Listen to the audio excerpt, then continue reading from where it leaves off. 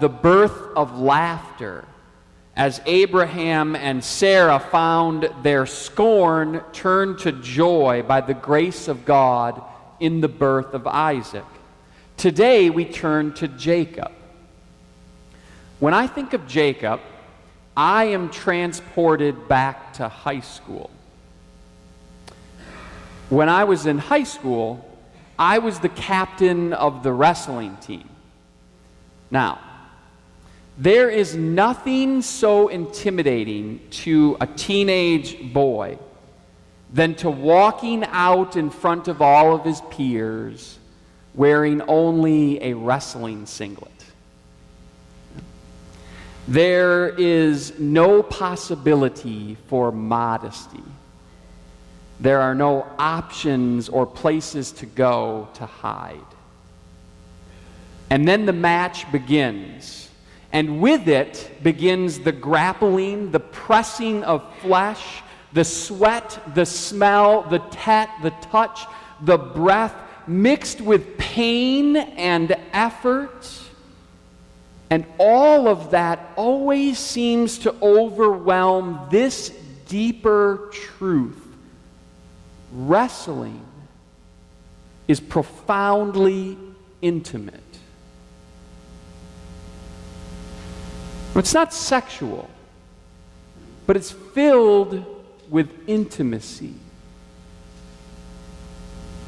Now, I think God calls us into a relationship that fits the image of wrestling. Now, can I really mean that? I mean, really, Pastor Rodney, wrestling as the image for our relationship with God? Well, let's take a look at Jacob first and his life, and then see how we might apply that image to our lives and our relationship with God. In order to understand our story this morning and the story of Jacob, we need some of the backstory. So Jacob is a fraternal twin with his brother Esau. He is the youngest, and the author of this story tells us that the struggle or wrestling that is part and parcel to Jacob's DNA begins as far back as the womb. Rebecca tells us that the twins inside her are wrestling so profoundly that she feels like she's going to burst and die. When the younger son is born, closely followed after his older brother Esau, he's still wrestling because he's grasping the heel, the text tells us. And because of that, Isaac and Rebekah give that young son the name Jacob. Jacob, we think, oh, that's a lovely name. Well, it means in Hebrew, heel. So Jacob was actually called the heel. Not exactly the most flattering of names. But truth be told, Jacob is kind of the heel in this story. You wonder if Jacob ever really liked his own name. It also got me to thinking, why do we give the names that we do to our children? Where do they come from? Now, Jacob grows older, and he lives into his name, as so many of us do. For the heel swindles his brother out of his birthright, and then steals his father's blessing that was intended for the oldest by dressing himself up like Esau to steal the blessing. And under the threat of death from Esau, Jacob flees. And he heads off to his relative's home country. And this begins the start of the classic sort of heel to hero story. The story of maturation and turning from the heel to the hero. And it begins with the dream at Bethel. So Jacob falls asleep in the desert with a rock under his head, and in his dream, God comes to him and promises that he will always be with him, that he will bless him and bring him home to a great land, and he will make a great nation from him. And when Jacob wakes, he offers this pivotal exclamation to God and his life. He says, "Surely the Lord is in this place." And then he adds, "And I did not know it." Jacob is still the heel in this story. He hasn't changed yet. So this is what he says in response to this awesome and amazing dream and all these promises of God. He adds this perfectly conditional phrase. He says, "Okay, God, you do everything you just said, and then I'll follow you." What a wonderful statement of faith, right? Go ahead and do everything you said, and I'll follow you. Good job, Jacob. You are a heel, that's for sure. So Jacob finds his way to his uncle Laban after this dream, and his wrestling ways continue. For he struggles with Laban for his daughters. And our sympathies in this next wrestling match begin to shift a little bit, because the tables are turned on Jacob, and he is deceived. The heel gets his comeuppance. Thinking he's worked 7 years to marry Rachel, Laban slips Leah into his marriage bed. And he has to work another 7 years for the woman that he loves. In all of this, though, God remains faithful. And in the end, Jacob leaves his uncle Laban with 2 wives, 2 maids, many children, and large flocks. And he is heading home, and one presumes through this process that he's a changed man. How could you experience all that he has experienced without changing? But now he must face his brother. And that's the context of this story that we just read. Jacob is about to meet his brother. His brother who promised that the next time he saw him, he would kill him, because of all that Jacob had done to him. So Jacob separates himself out from his family and his flocks and all of the possessions that he had, everything that matters to him, and brings them across the river, and he stays by himself, and the night comes. Now I imagine internally that Jacob is wrestling with the pain of the past as he's about to meet his brother. I imagine that he's wrestling with the uncertainty of the future. Almost a dark night of the soul, as all his past misdeeds seem to be coming home to roost in this moment. In the darkness, on the threshold of a major life moment, Jacob finds himself engaged in the thick of struggle. Another wrestling match. How much wrestling does this guy do? And in this wrestling, like every other time, Jacob is looking for blessing. And it's not coming. He holds on for dear life and will not let go. This man who wrestles stays true to his DNA. He stays true to who he's always been. He wrestles and holds on and says, blessing is going to come. I will not let go. And he does this all while he's probably coming to terms with his own legacy. What have I done? Who have I hurt? What has this meant to the world that I have shaped? And in the midst of it, he does not know how it will all turn out. Jacob wrestles and struggles and sweats and clings and fights and won't let go until some blessing is found in the darkness. The dark night of the soul lays bare the truth of Jacob as God blesses him with a new name and a new identity. You were the heel, God says, but now I have transformed your very nature in the act of wrestling with me. Can you see that?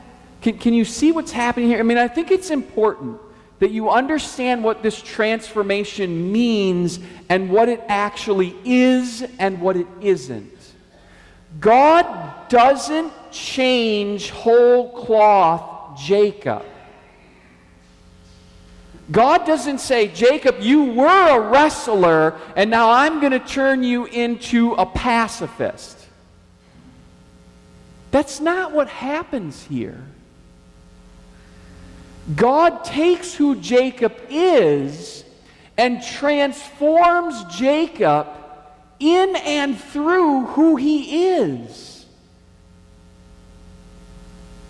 So often, I think we pray that God will make us something that we're not. So often, we don't like ourselves. We don't like our gifts or talents or skills. We underestimate what we have to offer, and we undersell who we are. So our prayers are often like, God, make me prettier or smarter or better or more righteous or richer. Bless me, God, and change me into someone else. And it's almost like God in this story with Jacob says to each of us, I made you. I made you who you are. With your gifts and your tendencies and your families. And I made all of that in you. And I love that about you. And I'm not about to say, oh, what I did with you was some kind of mistake and I'll turn you into someone else. What would that say about God's hand in forming you? That he made a mistake? That he was off that day when he decided to create you? Of course not. God says instead, I'll transform you, I'll redeem you, I'll bless you in who you are in your particularities. Jacob is a wrestler from the very beginning of his days in the womb. And he seems to wrestle with everybody. And God says, I created you, Jacob. I created your wrestling nature. I created the way you struggle and strive with everyone. And so I will use that about you to transform you, to bless you. He doesn't need Jacob to be Isaac. He doesn't need Jacob to be David. He needs Jacob to be Jacob. And in God's blessing of that Jacobness, he is transformed.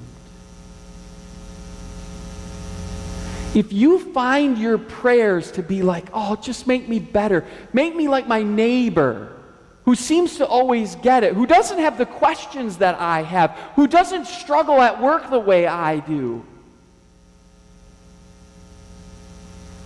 think about what you're saying to God about how he's made you. About who you are. And God's response back to you is, I know you, I formed you, I shaped you, I love you, and I'll redeem and bless you in you, not by making you someone else.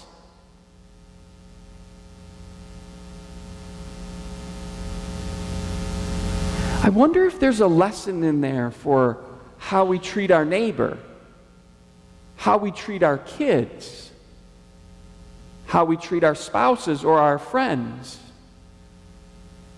I love my son.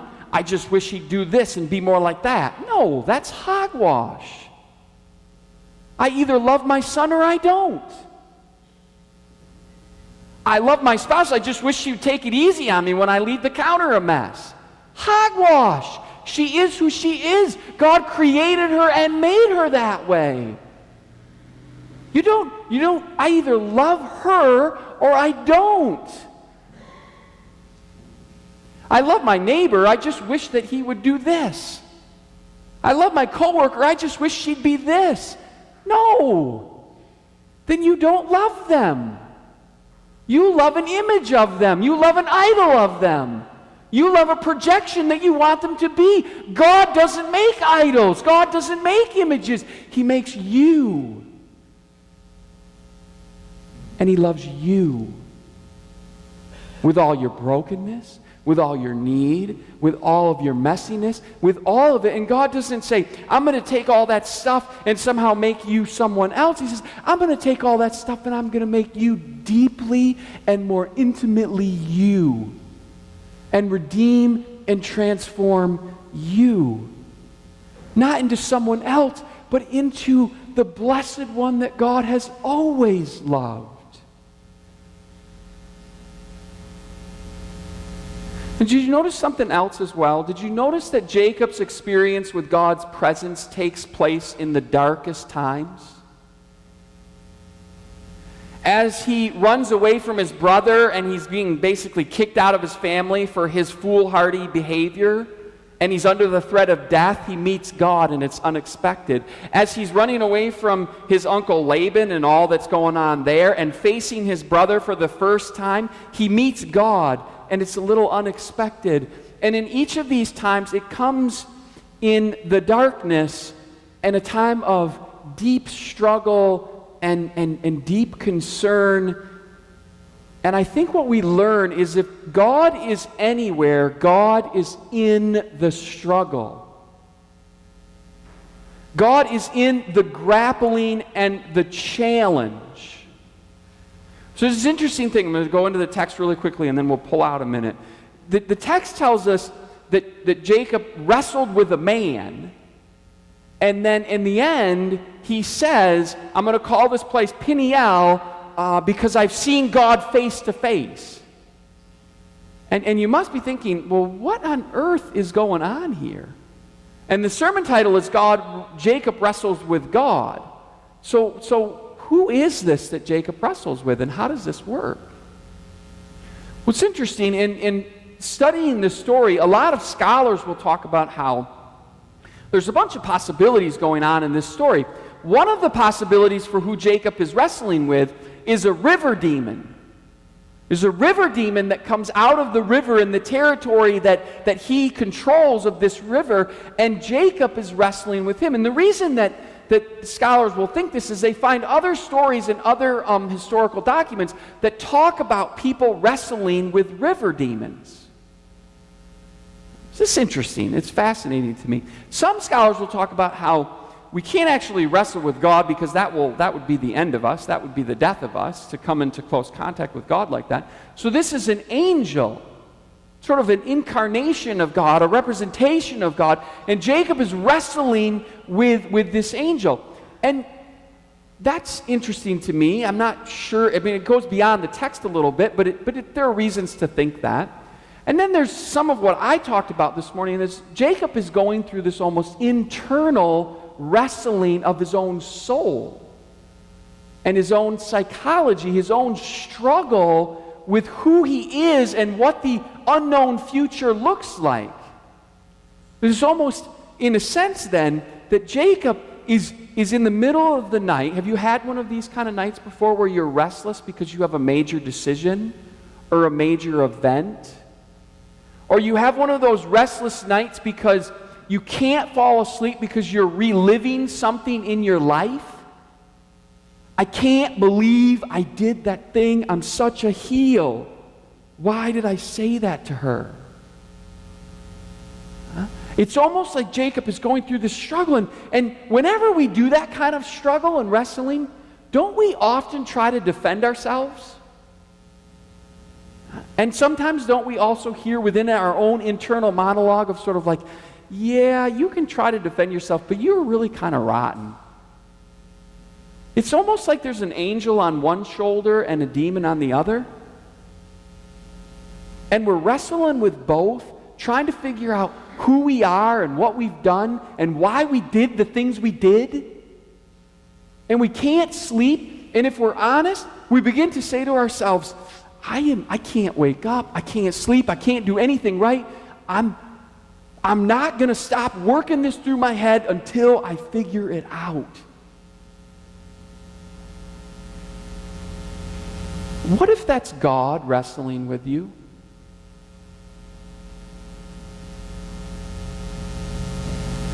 What if in the angel and the demon and your own inner heart and mind, that's all God, piercing you in the places where you feel guilty, where you feel self-defensive, where you feel you're carrying a weight that needs to be lifted. And in the midst of it, this is God wrestling with the difficult decisions, the crippling self-judgment, the major life moments, the people that you've betrayed or the way that you feel about it, all of that stuff. And God is in the midst of it and saying, yup, I'm here and I'm not gonna let you go.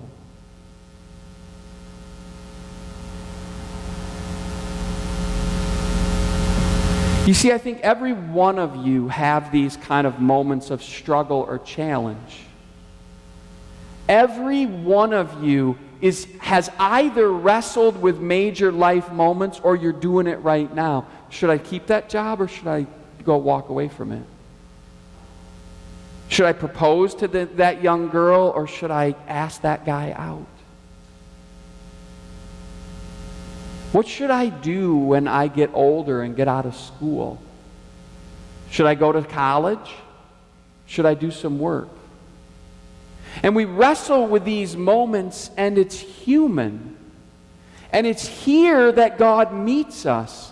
It's in the struggle when we are willing to wrestle with God and who we are or what we've done that we enter an intimacy with God, a surprising place of presence and blessing.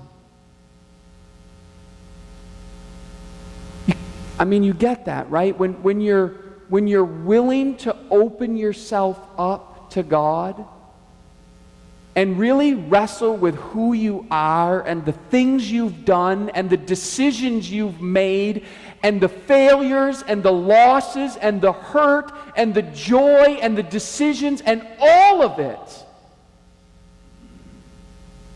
And there is God. There is God.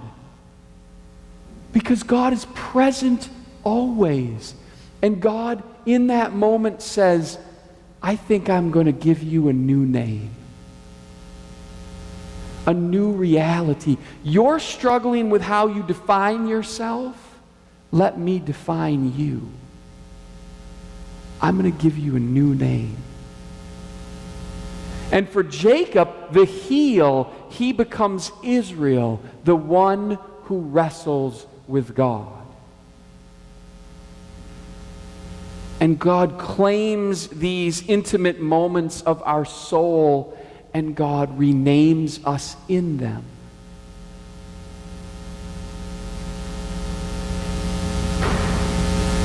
Now, what difference does that make in our actual lives? I mean, it's sort of like, Pastor Rodney, okay, I had a rough night last night. You did too, obviously. What? I mean, what difference does this make? Huh? So Jacob, who's really Israel now, limps out of the sun and names this place Peniel, which we said before. It means that you've met God face to face in the darkness, in the struggle, in the places that are the hardest, and yet he has lived. And with this new hope and purpose, and we didn't read this part, but it comes right after that, Israel meets his brother for the first time since he swindled him and stole his blessing. And Esau runs up to him, and he embraces him, and with tears flowing from his eyes, he hugs and kisses him with forgiveness and reconciliation. And Jacob is overwhelmed. And he says, please take these gifts that I have offered you. Please take them. And Esau's like, come on, we're brothers. I don't need that. I'm blessed. He says, no, you need this. I have to show my gratitude. And he says to him, literally, I have to quote it. He says, to see your face is like seeing the face of God. And then he finishes it and he tells us why it's like seeing God's face. Since you have received me with such favor. And Jacob recognizes that his wrestling with God, his reconciliation with God, his coming face to face with God and still walking away blessed has had ripple effects on all of his life. And it changes his relationship with his brother, just like it'll change his relationship with his neighbor. And he sees that the favor of God is flowing everywhere if he just opens his eyes.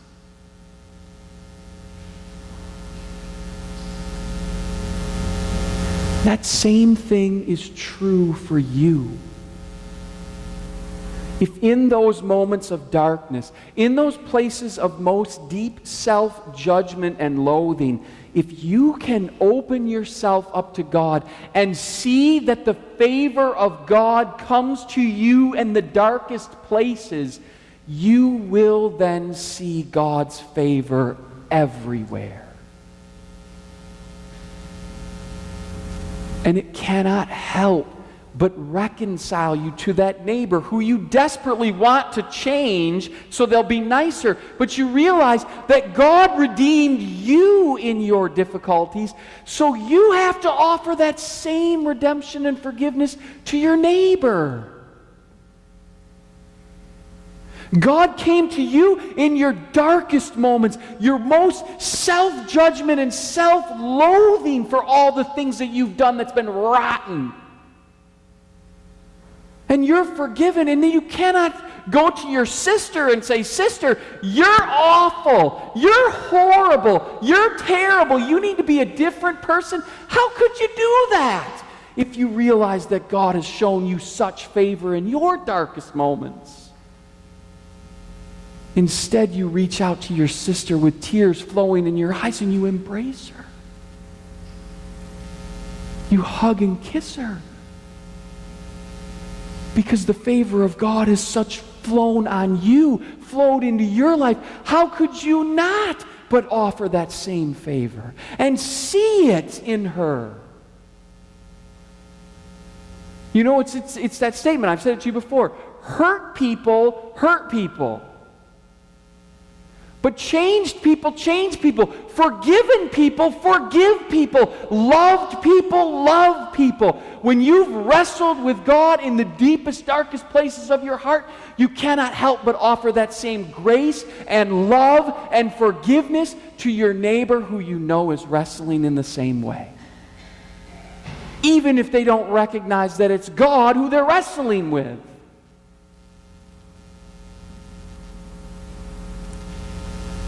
Do you see the importance of wrestling in your life? Do you see the importance of that imagery for who you are and how God is at work in your life? Without that, you cannot see your neighbor for who he or she is. Without that, you cannot offer the same grace and favor and love and blessing that God has offered you. If you walk around imagining, well, I am holier than anybody else, and I don't have any stinkiness about me, I'm perfect and I'm great and it's all good, and my neighbor, he stinks, and my coworker, she's awful, and da-da-da-da-da. You know self-righteous people like this. They ain't wrestling with who they are. They're not wrestling with the bad decisions that they've made, with the awful things that they've said, with the darkest moments of their heart. They're too busy noticing all the faults of everybody else. They don't have time to wrestle with their own problems. Do you ever wonder why we talk about confession in the church? We talk about confession in the church because it's the only way you can truly realize the grace and love of God for you. The depth at which you understand how much you need God is the depth at which you will realize how much He loves you.